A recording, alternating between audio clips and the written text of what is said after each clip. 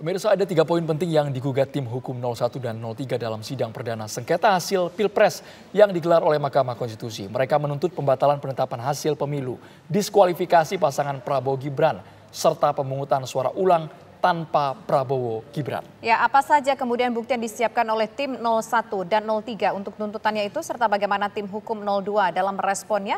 Untuk membahasnya telah bergabung bersama kami pemirsa, ada Wakil Ketua Tim Pembela Prabowo Gibran, yaitu ada Bang Ota Hasibuan, dan juga anggota tim hukum Ganjar Mahfud MD, yaitu ada Suparman Marzuki. Selamat sore Bapak-Bapak semua. Selamat sore. Ya, pertama saya ingin ke Bang Oto dulu. Bang Oto, ada beberapa poin-poin tuntutan yang disampaikan 01 dan 03. Bagaimana menjawab soal ini? Misalkan adalah pemilu ulang harus dilakukan tanpa melibatkan pasangan 02. Ya, saya kira begini. Orang mengajukan kepada Mahkamah Konstitusi itu boleh-boleh saja. Tapi kebetulan yang kami lihat permohonannya 02 dan 01 ini yang salah di dalam permohonannya. Jadi kalau mereka mau maju kepada ke Mahkamah Konstitusi, seharusnya yang mereka persoalkan itu adalah hasil perhitungan tentang perolehan suara yang ada di dalam pemilu tersebut. Tapi faktanya setelah kami membaca gugatannya mereka, permohonan mereka itu justru menyangkut tentang TSM itu, ya, TSM terstruktur, sistematis dan masif. Hal mana kalau persoalan TSM oleh undang-undang itu sudah diatur bahwa kalau ada pelanggaran TSM maka hal itu menjadi ranah dari Bawaslu. Jadi mereka harus membawa perkara ini ke Bawaslu. Kalau mereka mau ke Mahkamah Konstitusi, itu yang dibawa itulah hanyalah sebatas adanya perhitungan tentang perolehan suara. Jadi umpamanya kalau dia datang ke Mahkamah Konstitusi, dia harus bilang kepada Mahkamah Konstitusi, ke Mahkamah Konstitusi, putusan KPU itu, penetapan KPU itu adalah salah. Karena perhitungan dia salah, dan yang benar saya punya, gitu. Dan dia akan minta supaya dia yang menjadi sah. Tapi kalau mereka minta mendiskualifikasi, saya kira ini sangat tidak tepat. Apalagi permohonannya itu didasarkan pada adanya pelanggaran administratif. Nah, ini harus kita tahu dulu ya supaya jelas ya. Dulu sebelum 2017 itu 2014 itu tidak ada hal-hal peraturan yang mengatur tentang TSM. Oleh karena tidak ada pengaturan mengenai TSM, ternyata di persidangan ada berkembang suatu perbuatan tentang TSM ini. Akhirnya Mahkamah Konstitusi mengambil terobosan mengabulkan permohonan dengan alasan TSM. Ya kan? Nah, tapi kemudian setelah tahun 2017 karena mungkin dilihat mengenai TSM ini perlu diatur, maka persoalan TSM ini diaturlah di Undang-Undang tahun 2017. Tetapi sekaligus diatur juga hal-hal apa yang menjadi urusan daripada Bawaslu, apa yang menjadi kewenangan daripada Mahkamah Konstitusi, dan apa kewenangan daripada yang lain gitu loh. Nah, jadi sudah ditegaskan dalam undang-undang tersebut, kalau ada pelanggaran administratif antara lain adalah TSM, maka dapat diajukan itu ke Bawaslu.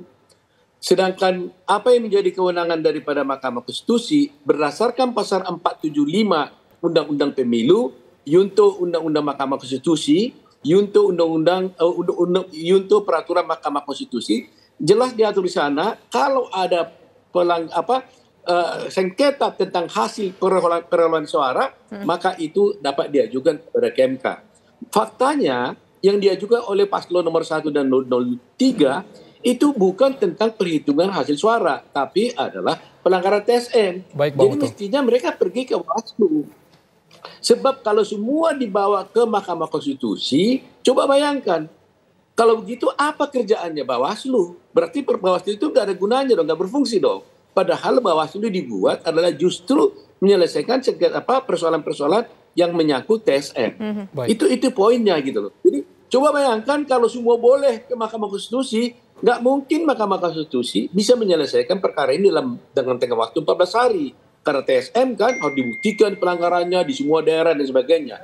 Jadi itulah Undang-Undang Pemilu sudah tegas mengatur pembagian tentang kewenangan tersebut. Dan kewenangan Mahkamah Konstitusi hanya terbatas sebatas perhitungan perolehan suara. Karena permohonan daripada 03 03 dan 01 itu adalah bukan mengenai soal perhitungan suara, tetapi mengenai soal TSM, maka saya bilang ini adalah salah kamar. Baik, Bang Oto, langsung ditanggapi Pak Suparman Marzuki, salah kamar kalau versinya Bang Oto karena ranah TSM bukan di Mahkamah Konstitusi tapi di Bawaslu tadi. Pak Suparman. Baik, ini proses proses di MK baru saja dimulai.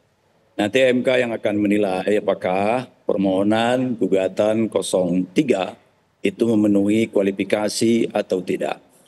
Tapi begini, TSM itu bukanlah poin penting. TSM itu adalah satu konsep yang memang juga diputuskan oleh Mahkamah Konstitusi untuk menggambarkan waktu itu terkait dengan perolehan suara. Untuk menyatakan bahwa selisih suara antara satu pasangan calon dengan pasangan calon yang lain secara signifikan punya pengaruh. Apabila itu tidak dilakukan pelanggaran TSM, sangat mungkin pasangan tertentu akan memenangkan suatu kontestasi politik dalam pemilu. Nah, yang dipersoalkan oleh 03 di dalam persidangan yang baru saja dimulai tadi adalah justru mengarah kepada abuse of power, pelanggaran kekuasaan, penyalahgunaan kekuasaan yang dilakukan oleh Presiden Joko Widodo yang sudah diuraikan lengkap tadi, ya, yang sifatnya itu TSM. Jadi TSM itu bukan berkonotasi kepada upaya untuk menentukan perolehan suara, penghitungan suara sebagaimana ini diberlakukan di Mahkamah Konstitusi, tetapi TSM sebagai sifat dari abuse of power, sebagai sifat dari pelanggaran yang dilakukan oleh para petinggi negara di dalam proses pemilu. 03 ingin membuktikan, ingin menyampaikan kepada publik bahwa ada 3 aspek yang tidak dijalankan dalam proses pemilu itu, dan sudah terbukti 1 diantaranya dilanggar, yaitu prinsip harus dijalankan dengan etika moral. Sudah terbukti ketika penetapan calon wakil presiden 02 itu sudah dibuktikan melalui MK bahwa ketua MK diberhentikan sebagai ketua karena ada pelanggaran etika di situ. Lalu menyusul sanksi etika yang dijatuhkan kepada ketua KPU dan jajarannya semua anggota karena menerima pendaftaran yang tidak didasarkan kepada aturan. Dan memang itu menjadi bukti kuat bahwa ada pelanggaran etika. Ada 2 lagi yang akan diproses dan perlu dibuktikan dalam persidangan akan datang. Ini adalah pelanggaran terhadap prinsip atau asas pemilu dan pelanggaran terhadap prosedur pemilu. Prinsip-prinsip diatur dalam konstitusi. Bebas, jujur, dan adil. Ini persidangan berikutnya tentu akan ada pembuktian tentang pelanggaran asas, pelanggaran prinsip. Pada persidangan itu juga nanti akan dibuktikan di mana pelanggaran prosedur pemilu yang dimaksudkan oleh pasangan 03 itu. Oleh karena itu, dengan segala hormat saya dengan Bang Oto, pengajuan yang dilakukan oleh 03, permohonan gugatan yang 03 itu, saya kira tidak ada yang salah, tidak ada yang keliru. Hakim punya otoritas, punya kewenangan untuk menilai apakah gugatan permohonan itu memenuhi unsur kualifikasi yang bisa diperiksa oleh MK atau tidak. Kita tunggu saja. Tetapi kami berkeyakinan itu bukan salah kamar. Ya Pak, tapi begini, kalau kita lihat dari apa yang disampaikan tampaknya adalah sebuah proses pemilu yang dari awal sampai dengan kemarin yang dianggap di situ ada masalah dari 03. Tapi kenapa 03 ini tidak mencoba untuk bicara misalkan hasil suaranya yang dianggap mungkin tidak sesuai dengan ekspektasi. Kenapa tidak masuk ke poin itu Pak, tapi masuk ke dalam poin prosesnya. Bukankah prosesnya ini merupakan ranah dari Bawaslu di situ yang ada untuk menindaknya. Tapi nanti dijawab ya Pak Suparman usai jeda berikut, kami kembali sesaat lagi.